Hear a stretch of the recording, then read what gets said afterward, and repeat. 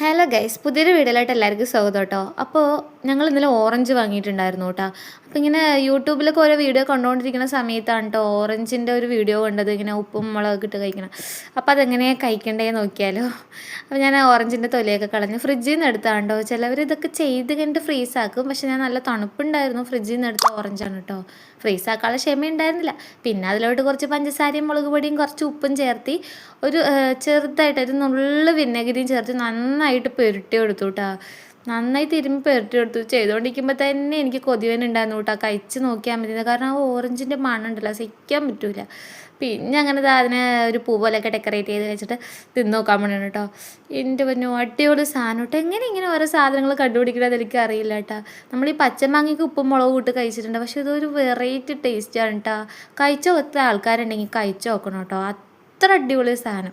ഇത് കഴിച്ച് കഴിഞ്ഞിട്ടുള്ള എൻ്റെ വയറിൻ്റെ അവസ്ഥ എന്തായിരിക്കും എന്ന് എനിക്കറിയില്ല, പക്ഷേ സാധനം എനിക്ക് ഒരുപാട് ഇഷ്ടമായി. അപ്പോൾ ഇന്നത്തെ വീഡിയോ ഇത്രയുള്ളൂ കേട്ടോ. വീഡിയോ ഇഷ്ടപ്പെട്ട് കഴിഞ്ഞാൽ ലൈക്ക് ചെയ്യുക, ഷെയർ ചെയ്യുക, സബ്സ്ക്രൈബ് ചെയ്യുക, കമൻറ്റ് ചെയ്യുക. Okay, by.